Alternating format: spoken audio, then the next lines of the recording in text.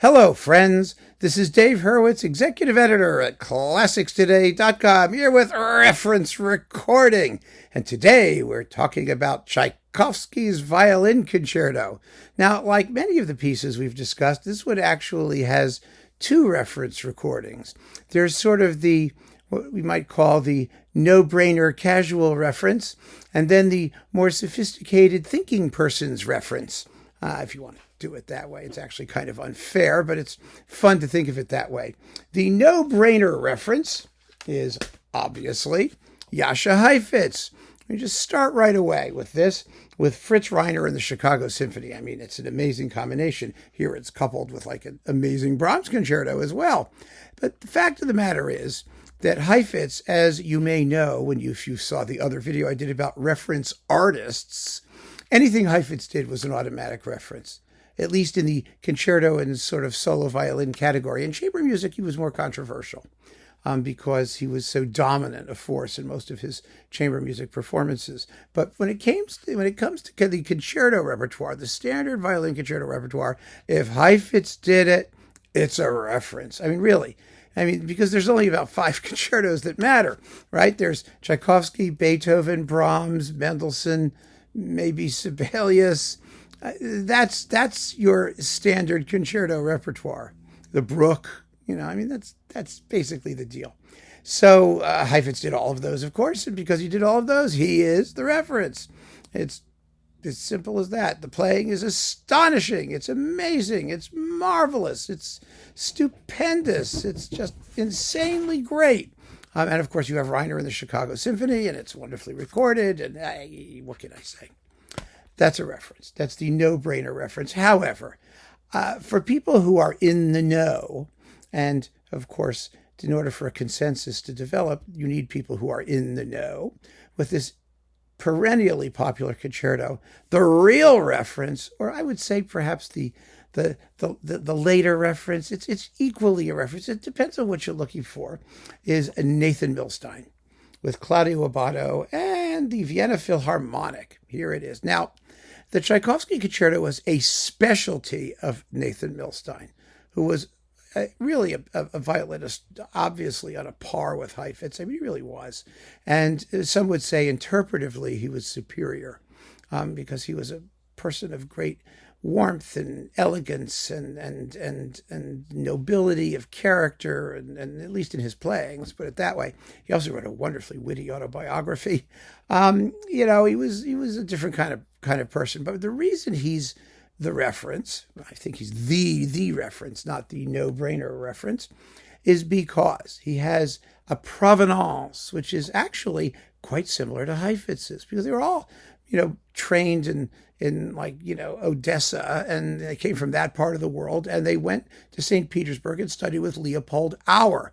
And Auer was the dedicatee, originally, of the Tchaikovsky concerto, which he refused to play until he did all the violin part and all that stuff, and they had a fight, and it's a whole thing. But it doesn't matter. The bottom line is Auer was the link to Tchaikovsky himself. Now, Heifetz had the same pedigree, but Milstein was a bit younger.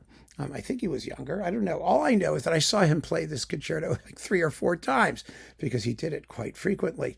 It was his calling card concerto, and he played it superbly, and he plays it superbly here.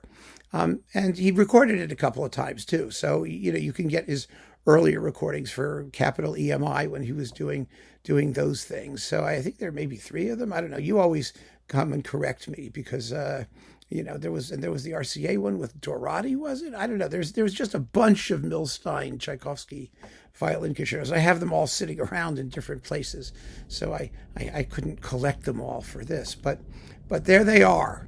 And one of the things that Milstein had that you could argue Heifetz did not was a certain like I said, nobility of tone. You might call it taste.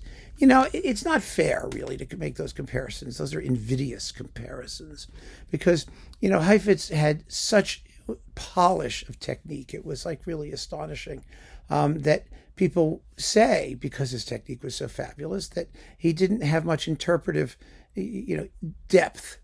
that it was all flash and virtuosity. This is often the case with people who have superb technique. The same charge was aimed at Marc-André Hamelin, for example, who's a brilliant person as well as an amazing piano technician. When things are done seemingly with ease and at speed, there's a tendency for a lot of us to simply say, well, it's all just virtuosity. There's no depth there. Well, I don't really know how we find depth. I mean, it's not a physical quantity, whereas, of course, virtuosity is a quantitative thing you can evaluate. Milstein had the virtuosity, but he also had the depth. That's what people like to say in making the contrast between the two. I don't buy it. I really don't. I mean, I think depth is in the ears of the beholder.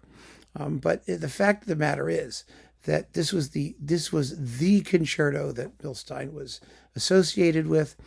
He played it stunningly well, and it makes really an ideal reference. The thing about Heifetz, I think, aside from this depth business, if you're comparing the two, is that Heifetz was always so much himself.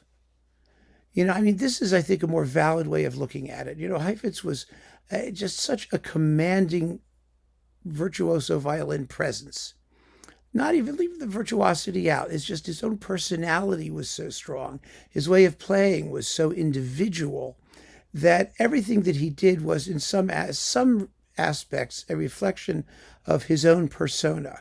Whereas with Milstein, you get the feeling that he's more concerned with what Tchaikovsky was trying to express. Milstein, when you listen to his repertoire, he had just as personal a tone and a technique, but he seemed to be able to take himself a little bit more out of the equation and project more of what we might say the composer wanted to say. Does that make any sense? Because I can't say that Heifetz didn't do what the composer wanted. God knows he did, and he did it unbelievably. But with Milstein, you get a feeling, I think, that the warmth and the passion and the gushing, yummy romanticism that is Tchaikovsky may be more fully realized. I don't know. It depends on your own personal take on really the character of violin playing, as well as what the demands are, of the work itself. But the Milstein here with Abbado, Vienna Phil, it was on Deutsche Grammophon. This is the Penguin Classics reissue. God forbid. Unbelievable. But it's a stunning performance, and it is the référence. So keep on listening, friends. Thanks for joining me. Take care.